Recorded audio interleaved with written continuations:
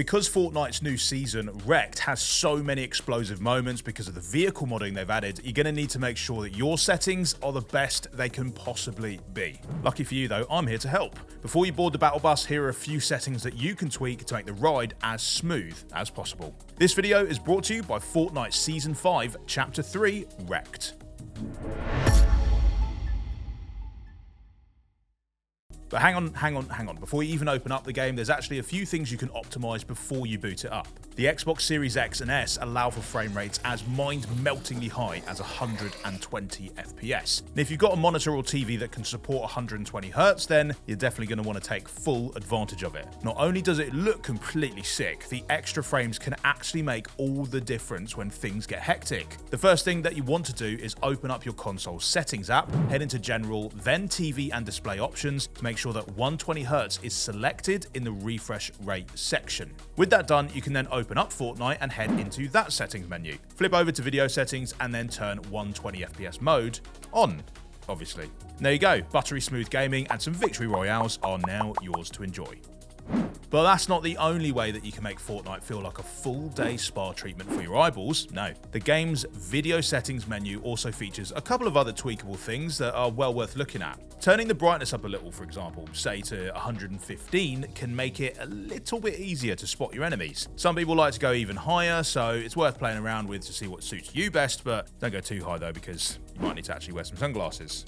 And then there's the motion blur, which is on by default, and yeah, it adds a blurriness to the screen when you whip the camera around a bit too quickly, which is kind of a nice realistic touch, but honestly, the fuzziness that it introduces is just not going to help you in a firefight, so you could probably turn it off, especially if you're on 120 FPS.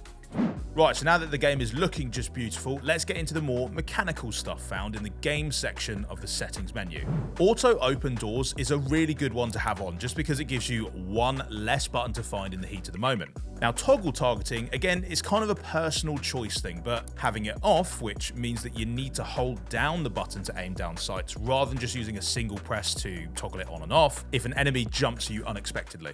For those of you out there playing in squads, you're definitely going to want Mark Danger when targeting on, and that's going to keep your teammates on their toes. Another thing that's really key is inventory management. If you want to keep it nice and clean, whether you're playing alone or with a squad, make sure you turn off auto pick up weapons, otherwise you're just going to fill your boots with loads of junk guns that you're not going to use. And also turn on auto sort consumable to the right so that all your weapons are next to each other and any pots or whatever you're going to be using to heal are on the right, obviously. Ideally, the way you're playing is that you don't even need to use them because you're going to be gunning your enemies down much quicker by having weapons nearby, so don't even worry about it.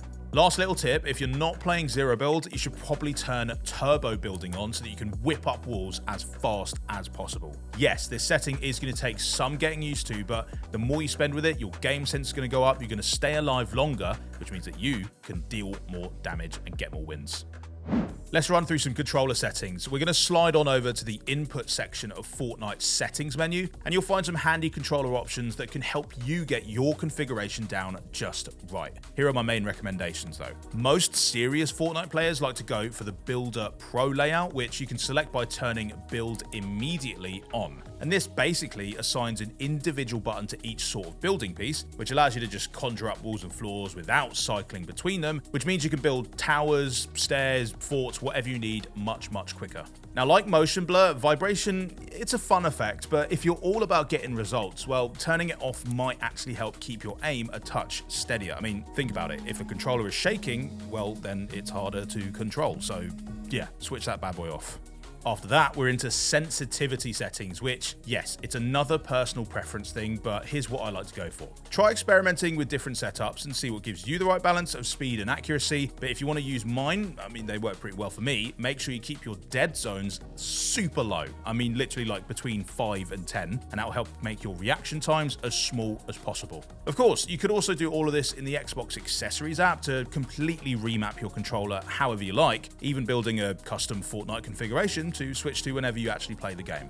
There you go, quick 5 minutes and bang, you're now ready for a great Fortnite session. I'd love to know if you guys though have any particular setting recommendations of your own. Drop them down in the comments.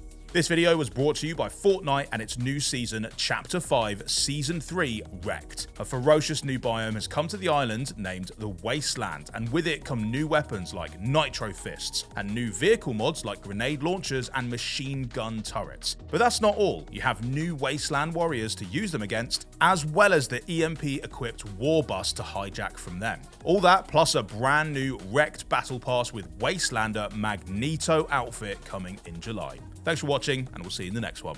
Bye! Give me fuel, give me fire, give me that which I desire.